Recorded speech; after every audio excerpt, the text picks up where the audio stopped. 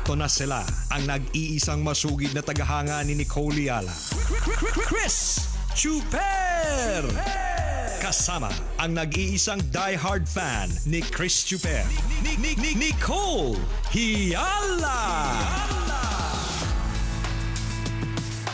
Dear Nicole and Chris. Dear Nicole and Chris. Dear Nicole and Chris. Dear Nicole and Chris. Magandang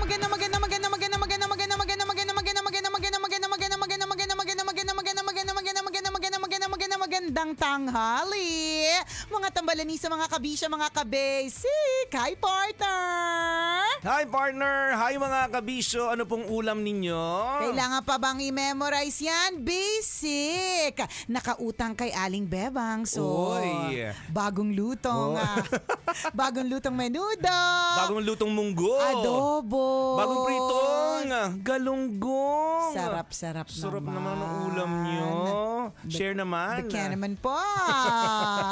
Ang sarap, no? At saka ang sarap din. Hindi lang naman yung masarap ang ulam. Masarap din kapag ka may mabait na kapitbahay. Oo naman. Diba? Ang sarap sa pakiramdam. Yung may ganong klaseng kapitbahay na kapag ka magluluto siya ng medyo makaka-extra siya ng mga isa o dalawang tub. Yan. Kasi yung isa o dalawang tub na yan, pwede niyang i-share doon sa kanyang kapitbahay. Kaya dapat maging mabait po tayo para naaambunan po ng mga ekstrang ulam. Totoo yun. Di ba nga, pag may handaan, for example, di ba yung mga sobrang spaghetti? Di ba minsan sinishare nila sa mga kapitbahay? Yan. Oh, Mars, hindi ka kasi umatin ng birthday Oo, kahapon correct. ng anak ko. O ito spaghetti, may tira pa para sa'yo. Yan, 'di ba? Pero subukan mong maging masungit na kapitbahay. Oh, yan. Subukan mong yung lagi nakakunot yung noo mo. Yan. Kasi yung pangit kang kabanding, yung Oo. pangit kang kapitbahay ganon. Nanakawan na kayo, wala silang pakialam. Oo, totoo.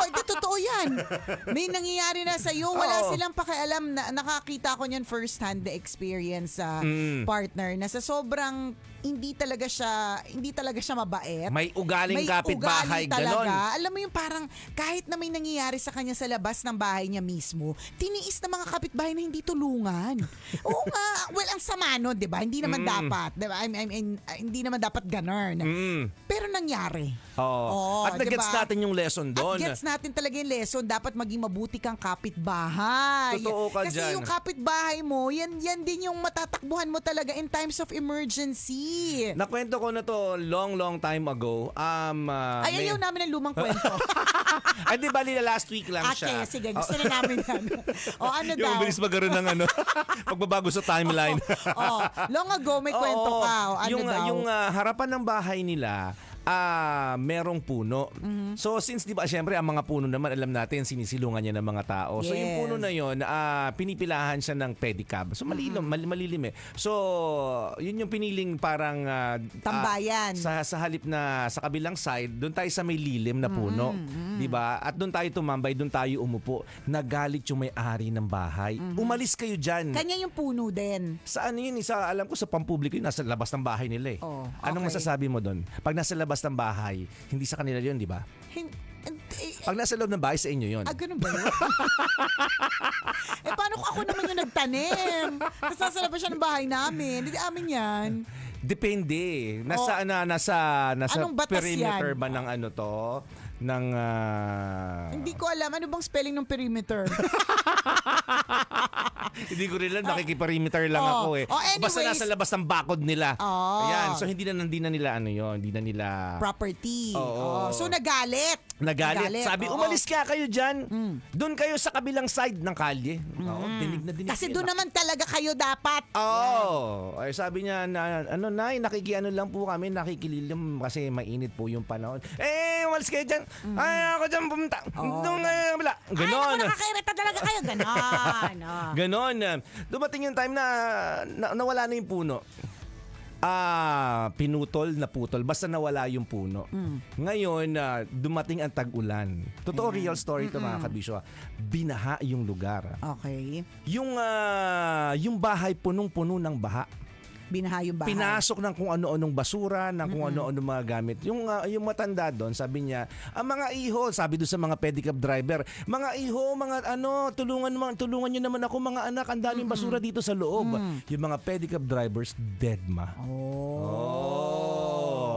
So, ang lesson talaga doon, mga Lesson kaibigan. talaga doon, huwag kang magtatap. Ang basurong itinapon mo, babalik sa'yo. Kaya long time ago, yun Oo. talaga doon nagsimula yung ano na yun. Ang basurang itinapon mo, babalik sa'yo. Kasi Yung campaign na yun. Basura kasi ugali eh. Oo. O, di bumalik sa'yo. Yun Pinaramdam yun eh. sa'yo kung gaano kasama yung ugali mo sa ibang tao. Na nung panahon ng pangangailangan ng pedicab drivers ng masisilungan, Oo. di ba pinaalis mo sila. Totoo. Nung ikaw naman nagkaroon ng Ng pangangailangan. di ba, dinedma ka nila. Totoo yun. Na parang alam mo, iisipin mo parang ang sama naman, di ba? Pero may isip mo din, hindi deserve niya eh. May konti. I'm sure yun yung iniisip ng mga pedicab drivers. Alam nga namang that particular moment, bigla silang bingi. Di ba? Sa utak-utak nila, naku, bahala ka sa buhay mo, deserve mo yan, may ugali ka kasi. Di ba?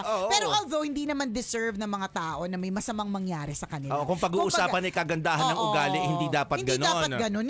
Lahat ng mga nakakatanggap ng hindi maganda o nangyayari na hindi maganda sa buhay nila, kahit naging masama itong taong ito, hindi nila deserve yun. Diba? Hindi talaga ganon. Kaya lang, minsan may mga lessons lang kasi talagang kailangang matutunan. At minsan nakukuha natin yung lesson natin na yun mula sa mga kapwa-tao din natin. Tama. Na parang nung time na yun, hindi natin na-realize na sinaktan ko pala yung damdamin nila nung pinaalis ko silang nakatambay lang naman sa ilalim ng puno at wala Correct. silang ginagawang masama. Tama. Diba? Na para susunod pala dapat hindi ako nagpapaalis ng ganon kasi tinatanggalan ko ng comfort yung tao. Hindi naman nila ako inaano. Although, baka naman kasi ang iingay ng mga pedicab, baka naglalasing sila sa labas, nagbabasag ng bote, tapos tinatapon dun sa bahay. hindi ko alam yung buong kwento. Baka may eh. past sila. Or baka may LQ sila. May ex siya doon, di ba? Oo. Tapos panay pantambay, nakakairita kaya yung gano'n. Nagtatry ka na mag-move on, tapos lagi mo nakikita dun sa may sa may pagdungaw puno. mo, no? Pagdungaw mo, nandoon yung ex mo, di ba? Kaya huwag tayong judgmental. Yun talaga tayo, lesson. Hindi natin alam yung hindi natin alam yung kabuuan ng kwento. Yun talaga lesson pero doon. 'di ba, totoo naman yung ganong klaseng mga eksena na nangyayari talaga. Totoo ha. Ang mabuting kapitbahay, yung kampante ka na kahit umalis kayo sa bahay na yon, True. may kapitbahay na nakatingin sa bahay ninyo, meaning binabantayan kahit Correct. papaano. Tama. Yung maghahabilin ka ng susi, Mars, lalabas lang kami ng mga anak ko ha. Magsisimba lang kami, walang tao sa loob ng bahay. Iwan ko Patingin-tingin muna yung naman, susi. correct, ganun. Pwede yun. O kahit hindi mo iwan yung susi eh. Yung tipong Mars, yung mga tipo ng kapitbahay na alam nila lagi na walang tao dyan. Oo. So bilang mabuting kapitbahay, tingin-tingin lang, masid-masid kapag ka nakitang parang medyo bukas yung gate. Hindi naman umuwi yung mga tao. Yan. Magbibigay ng feedback. O, Totoo. sasabihin doon sa Mars, parang bukas yung gate ninyo. Hindi ko alam kung bakit ganyan ang mga mabuting kapitbahay. Nataranta, inatake naman sa puso yung isa. Hindi, ganun talaga. Kasi minsan ganun kami. Kayo yung sinasabihan na kapitbahay. Kami din yung nagsasabi na parang kapag unusual, ganun eh, 'di ba? Kasi alam naman natin yung mga regular na galawan sa lugar natin eh. So, kapag may unusual na activity na hindi naman normal, basta hindi normal, 'di ba? Isusplok mo na dun sa may-ari kasi nga mabuti kang kapitbahay, naging mabuti siya sa iyo. May kapitbahay kami, sabi niya, Mars, may nakadungaw sa bintana niyo kagabi. Hindi, kasi yun. Pero walang tao sa inyo, 'di ba? Pero may nakaputi palakad-lakad nga eh. Ayun nga. Hindi, mali ang kwento mo. Lumulutang nga eh. kung ako yung si Mars. Mabuting kapitbahay pa ba to? Oo naman, mabuting kapitbahay. Dapat pa rin sabihin mo. Kasi para si Mars na uuwi, partner, may dala ng mabawa, correct. Holy water. 'Di ba? Asin, 'di ba? Pwede niya nang palibutan yung bahay niya ng asin. Ganun. Magiging mabuting kapitbahay din yun. Kasi yung sasabihin mo sa kanya, uy, parang alam mo, may kakaiba dun sa bahay ninyo. Wala naman tao, pero parang ang daming shadow. Ganun. May mga umiilaw-ilaw na mata sa dilim. Totoo. Naku, nakakatakot yun. Ako para sa akin, dapat sabihin. Di ba parang Totoo. katulad ng kapag may nakita kang tao na parang walang ulo, di ba dapat sabihin mo sa kanya? Di ba may ganun pamahiin? Huy, Nicole, wala kang ulo kagabi. Correct, di ba? Kasi parang di ba may mga pamahiin na gano'n na kapag nakita mo daw, na walang ulo, ibig sabihin merong hindi maganda mangyayari sa kanya. Sabihin mo pagka gano'n. Magsabi. Maging tayo, concern sa kapitbahay natin. Yung tipong halimbawa, ano ba yung na-experience namin? Lumabas kami lahat ng bahay. Tapos napansin ng kapitbahay, ang tawag sa amin, dumidiklap-diklap yung isang bombilya. So itinawag ka agad. Sipin mo gumawa ng paraan. Yung isang ilaw yung sa terrace, dumidiklap-diklap, gano'n. Ibig sabihin, kumukurap-kurap na gano'n. So senyales yun na parang hindi normal. Paano kung basa pala, Correct. mamaya Short biglang circuit. umuusok na pala. Oo. At least nasabi ng maaga habang walang tao sa loob ng bahay at mabuting kapitbahay yun. Correct. At saka protection mo rin sa sarili mo yun eh. Yes. Ibig sabihin, kapag ka may kumukurap-kurap o dumidiklap-diklap dyan, pwedeng mag-short circuit. Pag nasunog yan, damay ka din eh. Oo, tama. Diba? Correct. So, ganyan. Maging maging marites po tayo sa buhay ng iba. Yun po yung lesson. Ang pagiging mabuting kapitbahay ay pagiging marites sa buhay ng iba. Hindi, basta kapag ka-unusual, yung hindi naman, bakit parang may kakaiba dito? Totoo yun. Alam ko walang tao sa loob ng bahay yan, pero bakit nakabukas yung bintana? Oo. O bukas yung gate? Correct. Walang lock. Tama. Ganon. Ibig sabihin nun, may talagang may kakaibang nangyayari sa loob ng bahay. Malam mo, totoo, napasukan na pala ng magnanakaw. Ikaw pa pala ang dahilan kung bakit ikaw ang hero ng barangay. Diba? Baka mamaya pag nagkaroon ng mga awarding ceremony. Correct, diba? Awarding ceremonies, diba? Pasok ka na sa banga. May trophy ka. At sa susunod na eleksyon, pwede ka nang tumakbong kagawad. Doon nag-uumpisa yun doon naman sa pagkakaroon ng maayos na relationship sa inyong kapitbahay. Correct. Sa pagkakaroon ng mindset na mabuti kang kapitbahay, yung madali kang lapitan. Oo, kaya. Diba? Yung kapag ka may extra papaya sa inyo, diba? Mag-share ka ng mga papaya, ganun. Diyan na ang mga umpi-umpisat na lang talaga yan, ng papunta na yan sa kagawad. Umali mo pa ba? Nag-share ng papaya. Hindi. Nanalo kagawad. Di ba nanalo ka ng kagawad? Nag-share kasi ako ng papaya. Bakit? Hindi, ako partner, diba? Kunyari, pipili ka ng mga tao na mamumuno sa barangay. Pipili ka ba na alam mo may ugali? Oo. Diba? Hindi. Ang pipiliin mo yung alam mong binigyan ako ng papaya niyan, iboboto ko yan. Diba? Yung marunong mag-share. Hindi.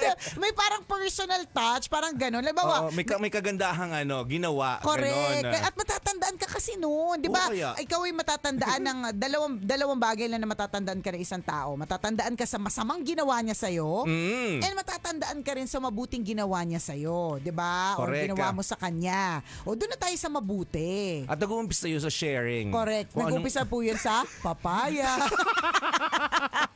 Uy, totoo kaya yun? Diba, nag-umpisa naman ng topic na ito sa pag-share ng isang tab ng menudo, ng munggo. Diba? Tinola ng menudo. Correct.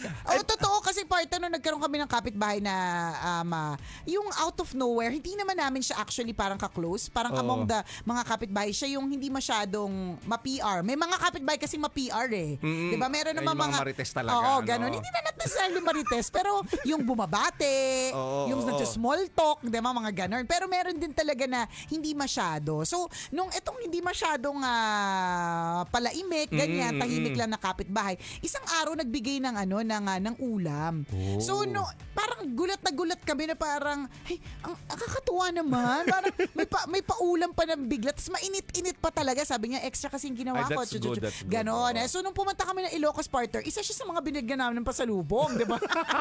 So, may ganun. Kasi nga matatandaan mo yung tao sa mabuting ginawa niya. Kailangan pa bang i-memorize yan? Basic! Muli ako po si Nicole Yala. At ako naman si Cambio King Chris Na Chuper. nagpapaalala, una magdasal ka para mabuhay ka, pangalawa mag-toothbrush ka para mabuhay naman iba. Yun! This sport Manufacturing Corporation, ISO certified, maker of world-class quality prime detergent. So kahit na, alam mo yung parang, syempre kapag galing ka ng Ilocos, nakakapagod din naman talaga yon. Tas ang dami yung dala. So para isipin mo yung kapitbahay mong yon, sa gitna ng ang dami mong dala or mag out of the way pumunta sa pasalubong center, ibig sabihin meron siyang mabuting ginawa para sa'yo. Totoo Ganun. At hindi yun makakalimutan.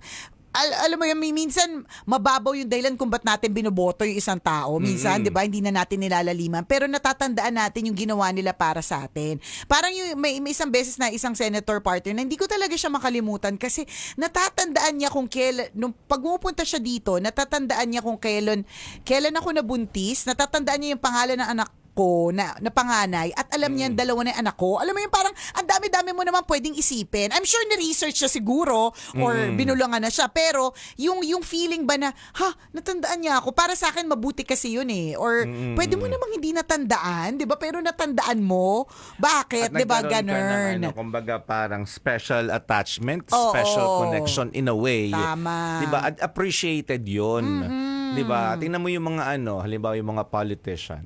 Nananalo sa ganun eh. Kapag ma-PR ka, pag alam nila na naging maganda, mabuti kang kapitbahay, panalo kang kagawad dyan. Yan. Panalo kang kapitan dyan, may laban ka. Diba? Kumpara doon sa alam nila na kumakandidato pero pangit na kapitbahay. Diba? May basura sa harap nila, hindi nila itatapon doon. Itatapon sa tapat nila. Yan. Diba? Sa tapat ng bahay ng may bahay. Eh pag gano'n, syempre, bad record ka na kaagad. True. Hindi ka na naka-establish ng magandang relationship sa kapitbahay mo. Asa ka bang mananalo? Syempre, hindi. Ang tanong dito, partner, nagsishare ng papaya, may chance manalo. Oo, di ba?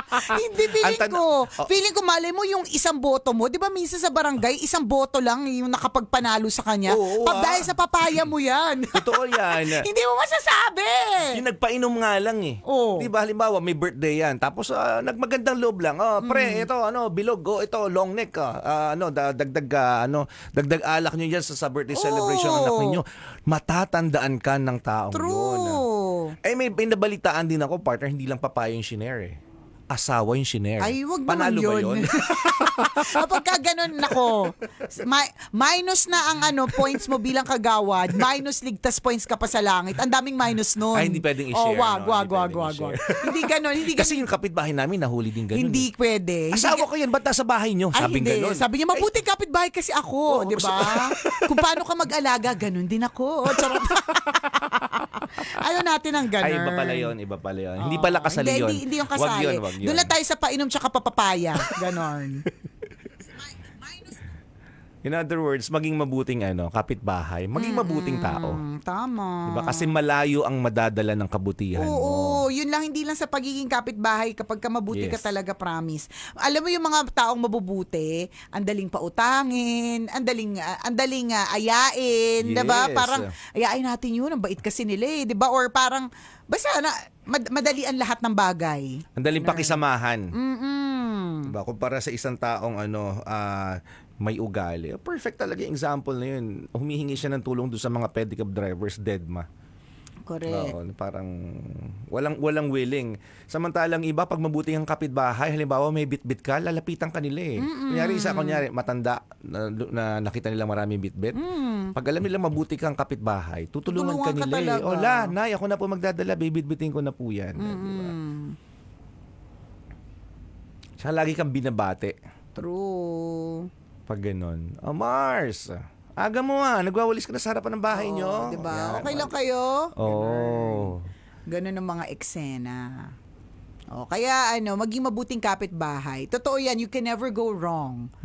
Mula sa paulam, 'di ba, na i-share sa iyo, hanggang sa papapaya, hanggang sa Totoo. painom, at hanggang sa in times of emergency. Yes. Yan. Sila 'di ba, sila yung mga unang magliligtas din sa iyo, unang tutulong, ganun.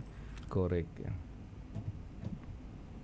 Pero wag nyo din pong isipin na porke masama ang isang tao, ibig sabihin may karapatang it gives you the right to say na buti nga sa kanya, karma niya kasi yan, ganun. Hindi pa rin deserve ng mga tao yung mga nangyayaring hindi maganda sa buhay nila. Ano lang talaga, sadyang kailangan lang talagang pagdaanan. Shoutout tayo, shoutout. Ano naman daw masasabi mo sa mga kapitbahay na inggitera? Di ba? Kung may mabait na kapitbahay, may mga kapitbahay na chismosa, may mga kapitbahay na parang CCTV, alam lahat ng nangyayari kahit sa kaloob-looban ng bahay ninyo.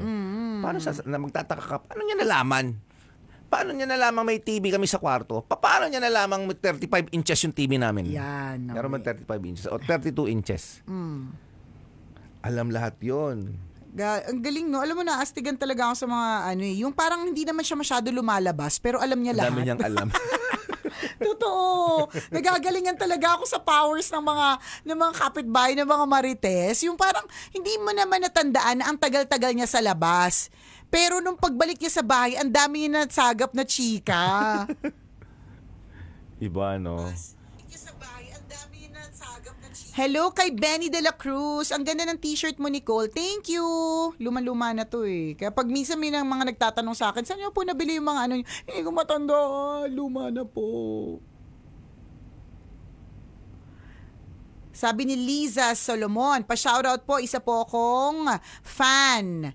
Nung 90s pa lang, love radio na ako. Ayan, thank you. Salamat po. Hello kay Leonaline Bernadas.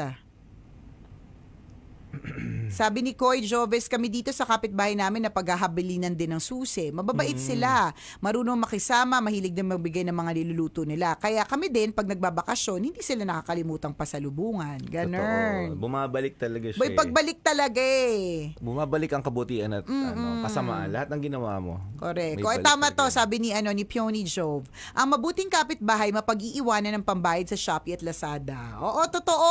Correct. Parang Mars, dadating yung Lazada ko, dadating yung Shopee ko, ito yung bayad. 'Di ba? Kasi kung di ka mabuting kapitbahay, effort yun eh. Lalabasin mo pa, magbabra ka pa para lang magbayad doon sa Lazada. 'Di ba? Pero kung mabuti nga siya sa iyo, 'di ba? Hindi mabigat yung mapagbilinan. Totoo ka dyan. Meron din kami niyan dito, sobrang garapal at sama ng ugali kaya walang karamay na kapitbahay. Ganun. Munggo Friday daw, sabi ni G. Antonio. Oo nga, Munggo Friday. Yes. Tsaka yung simple nga, hindi lang susi, di ba? Kahit anak mo pinahabilin mo sa kapitbahay mo minsan Kunyari, malayo yung mga kamag-anak mo, nasa ibang lugar, Tama. nasa ibang bayan, pero kailangan mong umalis at iwanan ang bata. Di ba? Ay, sa halip na iwanan mo yung bata sa loob ng bahay, inihahabilin mo sa kapitbahay. Ako naalala ko dati, inihahabilin ako ng nanay ko sa kapitbahay namin. Kung hindi sa mga pinsan ko, nandun ako nasa tindahan lang. Nandun ako, nakikilaro doon sa mga anak kong kapitbahay. Pero sa loob lang ng bahay. At naihabilin ka doon. Correct. Diba? Kaya kung masama ang kapitbahay, hindi. Wag mo dalhin din yung anak mo. Oo. Pangit-pangit niya. Oo, di naman kaya naku, ingay mahawa niya, ng galis yung anak ko. Correct, ganun. May ganong klaseng reklamo agad. Hello! Kay Lems de la Cruz Sabido ng Ilocos Norte. Hello! How are you? Hi kay Mayor Carlo Abella del Moro. Hello Tambalan, Idol Nicole. Panotice po sa shoutout ko. Happy Friday po from San Pedro, Laguna, sabi ni Jesus Rawadin. Rivas Gayo Arlie, hello. Shoutout po sa Projects Unlimited sa aking company, Taray. Sana all may sariling company. Galing kay Leonaline Bernadas. Shoutout daw natin si Mang Tolits na nakatutok sa atin. Maraming salamat po. Thank you. Batiin din natin ang miyembro ng mga kasukat o Calgary Bacal Boys. Yan, kung gusto niyo makakita ng mga abs, yung mga nagpuputukang mga muscle. Yun. Yan, naandyan sila sa sa Calgary, sa Canada ito. At meron silang Facebook, i-follow nyo daw sila. Kasukata Calgary Bacal Boys. Yun. Weakness nyo ba ang mga Bacal Boys? Kung kahinaan niyo po ang mga Bacal Boys. Yan. Sundan sila sa kanilang Facebook pa. Yun. Yan, Kasukata Calgary Bacal Boys. Lakas makasosyal nung Calgary pero Bacal Boys. Diba? Iba mga pupogi daw. Diyan nga Kuya Herbie Elma. Isa sa mga mga kababata ko Kuya Herbie nandyan na Kuya Herbie. Hope you're okay. Sana okay kayo dyan sa Calgary. Yes.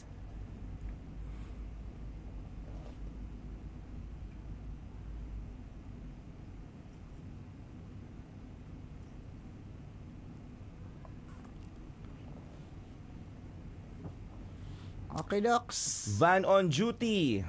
Sa US, pag may bagong lipat, may welcome alay agad from kapitbahay. Yun. Sana all, no? Basta mahalaga talaga yung kapitbahay kasi dyan ka nakatira eh. So dyan yung mo, yung life mo. Ganun. Okey-dokes. O siya? Siya na? Bye-bye. Babush. See you later. Kwento na may wagang burnay.